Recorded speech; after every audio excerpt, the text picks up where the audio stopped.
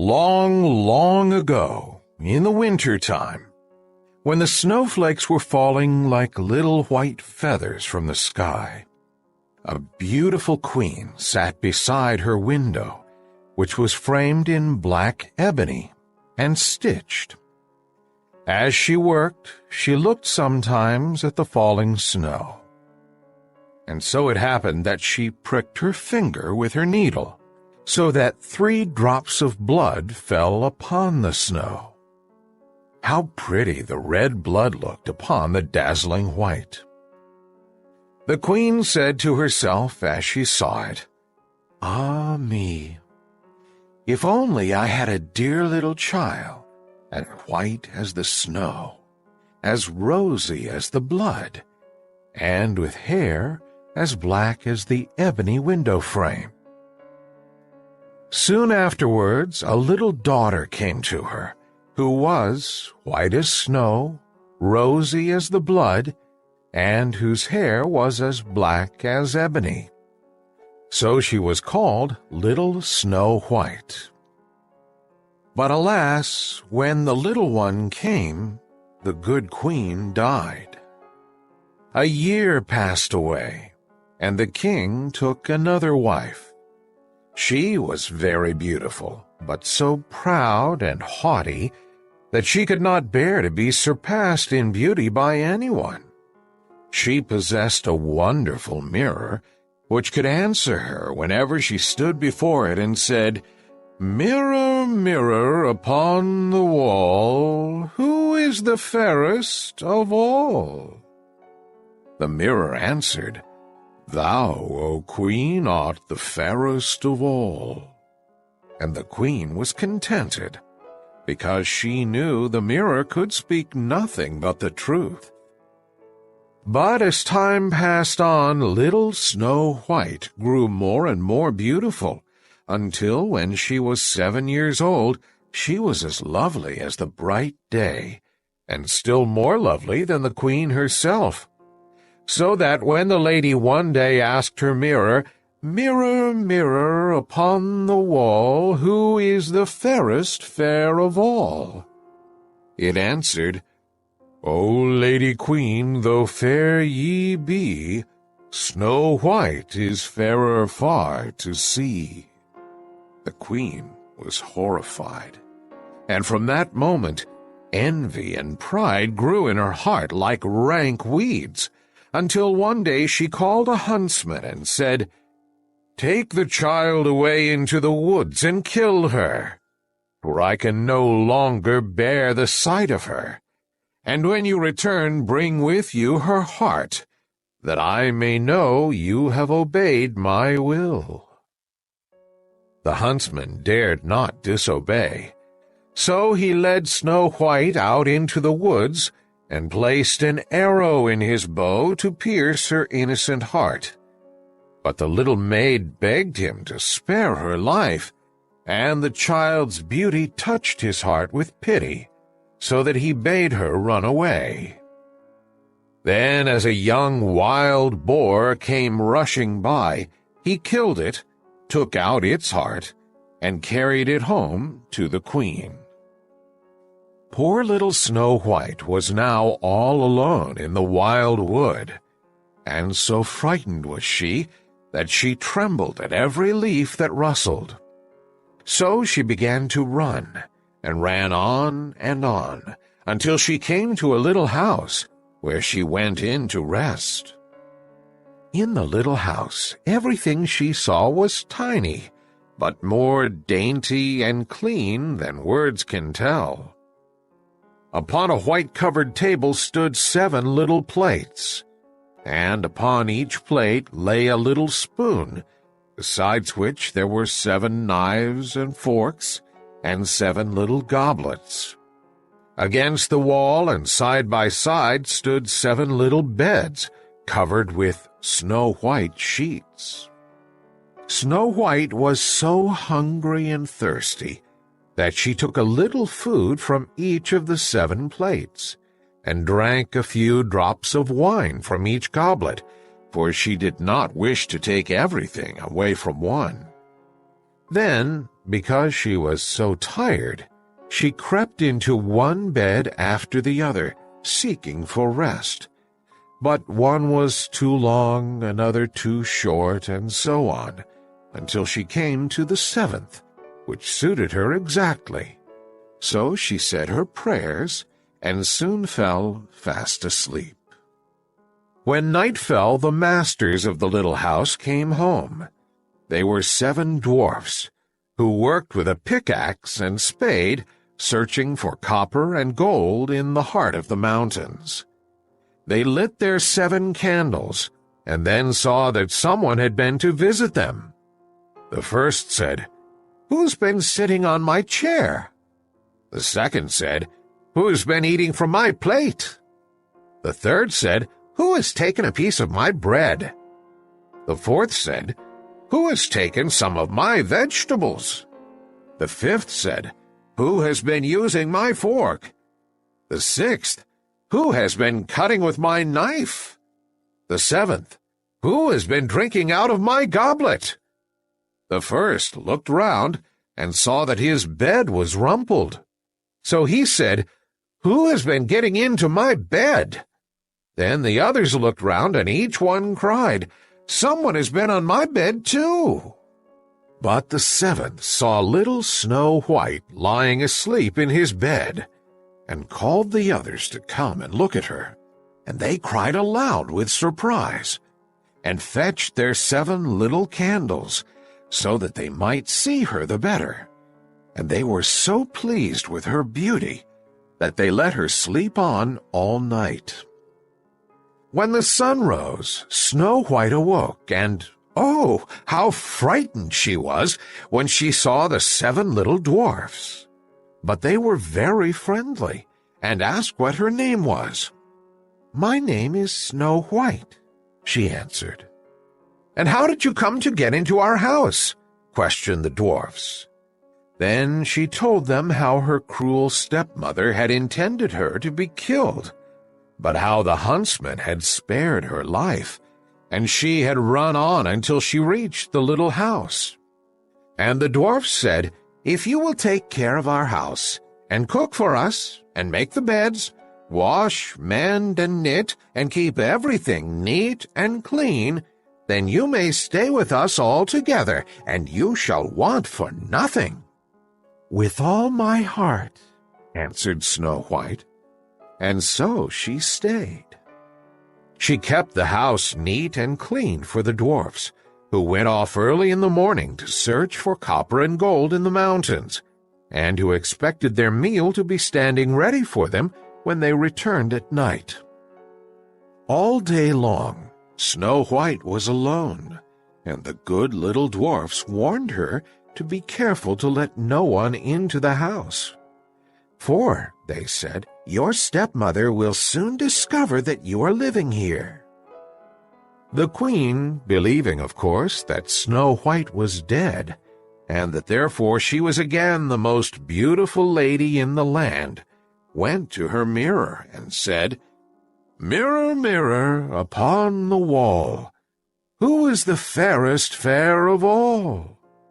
Then the mirror answered, "O Lady Queen, though fair ye be, Snow White is fairer far to see. Over the hills and far away she dwells with 7 dwarfs today."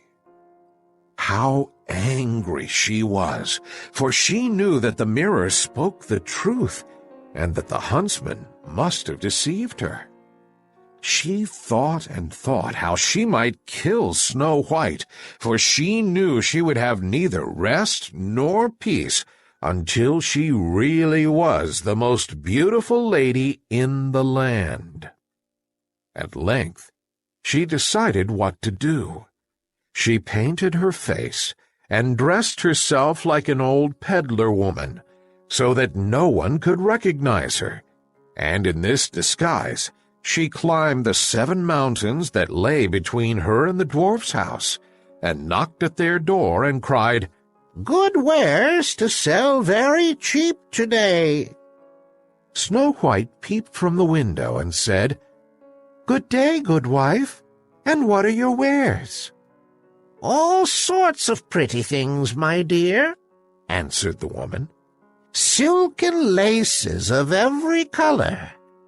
And she held up a bright-colored one, made of plaited silks. "Surely I might let this honest old woman come in," thought Snow White, and unbolted the door and bought the pretty lace. "Dear, dear, what a figure you are, child," said the old woman. "Come, let me lace you properly for once." Snow White had no suspicious thoughts, so she placed herself in front of the old woman that she might fasten her dress with the new silk lace. But in less than no time, the wicked creature had laced her so tightly that she could not breathe, but fell down upon the ground as though she were dead.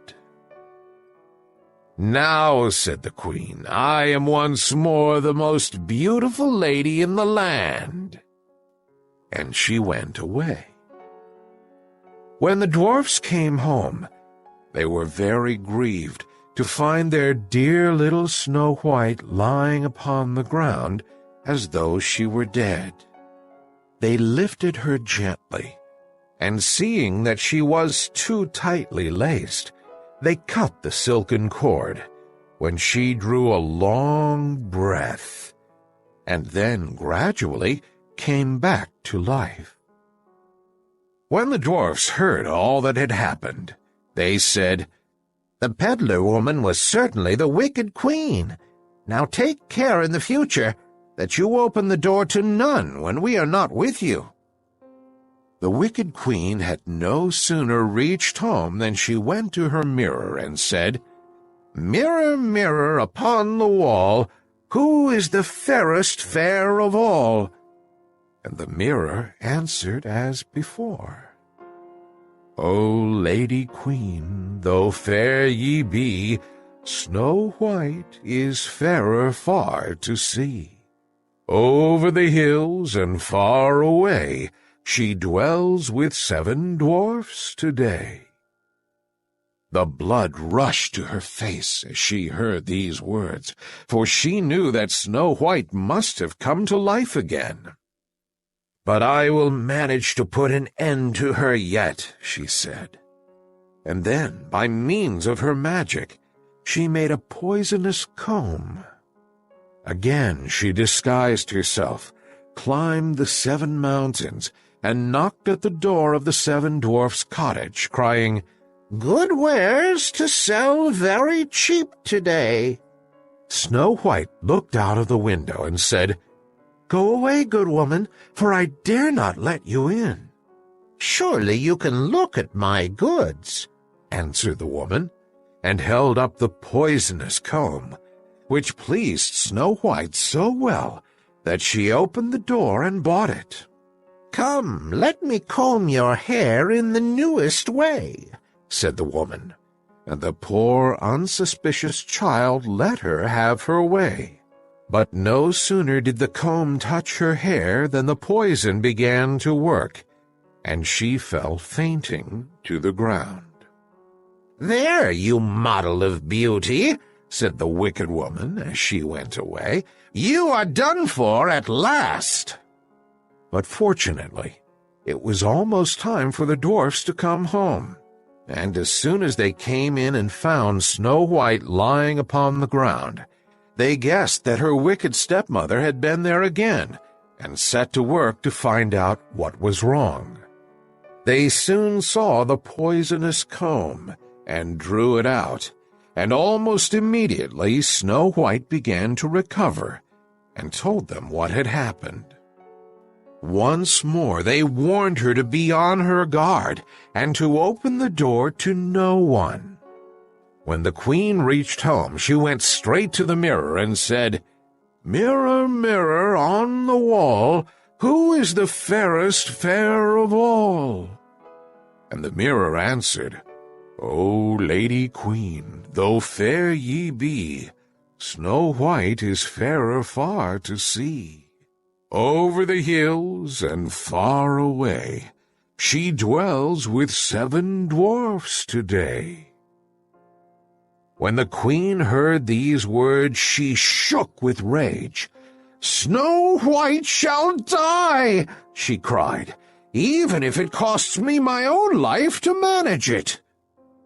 She went into a secret chamber where no one else ever entered, and there she made a poisonous apple, and then she painted her face and disguised herself as a peasant woman, and climbed the 7 mountains and went to the dwarf's house. She knocked at the door. Snow White put her head out of the window and said, "I must not let anyone in. The 7 dwarfs have forbidden me to do so." "It's all the same to me," answered the peasant woman. "I shall soon get rid of these fine apples. But before I go, I'll make you a present of one." "Oh, no," said Snow White, "for I must not take it." "Surely you are not afraid of poison," said the woman. "See, I will cut one in 2.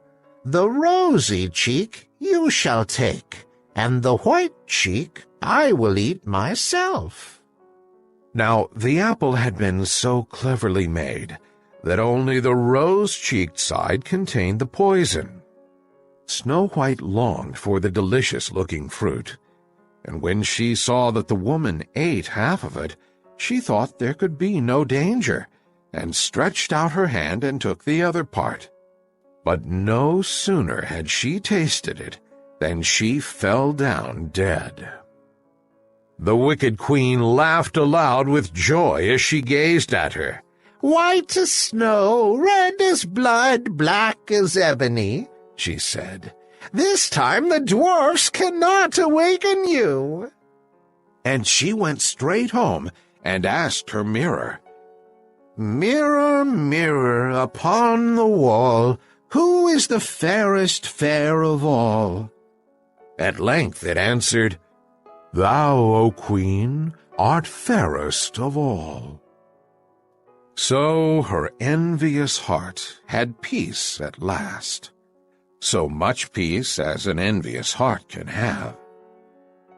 When the little dwarfs came home at night, they found Snow White lying upon the ground. No breath came from her parted lips, for she was dead.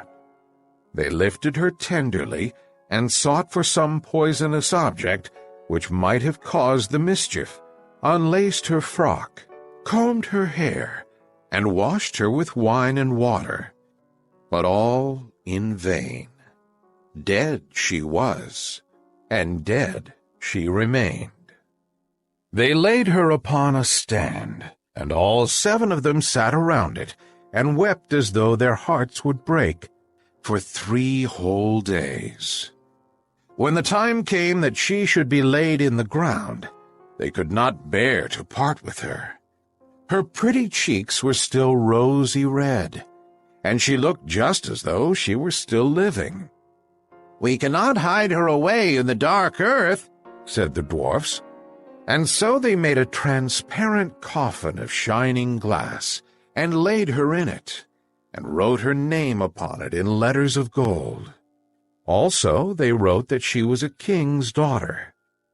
Then they placed the coffin upon the mountain top, and took it in turns to watch beside it. And all the animals came and wept for Snow White. First an owl, then a raven, and then a little dove. For a long, long time little Snow White lay in the coffin, but her form did not wither. She only looked as though she slept, for she was still as white as snow, as red as blood, and as black as ebony. It chanced that a king's son came into the wood and went to the dwarf's house, meaning to spend the night there. He saw the coffin upon the mountain top, with little Snow White lying within it, and he read the words that were written upon it in letters of gold. And he said to the dwarfs, "If you will but let me have the coffin, You may ask of me what you will, and I will give it to you." But the dwarfs answered, "We would not sell it for all the gold in the world." Then the prince said, "Let me have it as a gift, I pray you, for I cannot live without seeing little Snow White, and I will prize your gift as the dearest of my possessions." The good little dwarfs pitied him when they heard these words, and so gave him the coffin. The king's son then bade his servants place it upon their shoulders and carry it away. But as they went, they stumbled over the stump of a tree, and the violent shaking shook the piece of poisonous apple which had lodged in Snow White's throat out again, so that she opened her eyes, raised the lid of the coffin, and sat up alive once more. "Where am I?" she cried. And the happy prince answered, "Thou art with me, dearest." Then he told her all that had happened, and how he loved her better than the whole world, and begged her to go with him to his father's palace and be his wife. Snow White consented and went with him, and the wedding was celebrated with great splendor and magnificence. Little Snow White's wicked stepmother was bidden to the feast, and when she had arrayed herself in her most beautiful garments, she stood before the mirror and said, "Mirror, mirror upon the wall, who is the fairest fair of all?" And the mirror answered, "O Lady Queen, though fair ye be, the young queen is fairer far to see."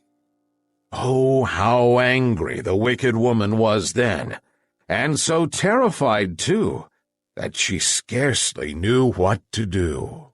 At first she thought she would not go to the wedding at all, but then she felt that she could not rest until she had seen the young queen. No sooner did she enter the palace than she recognized little Snow White and could not move for terror.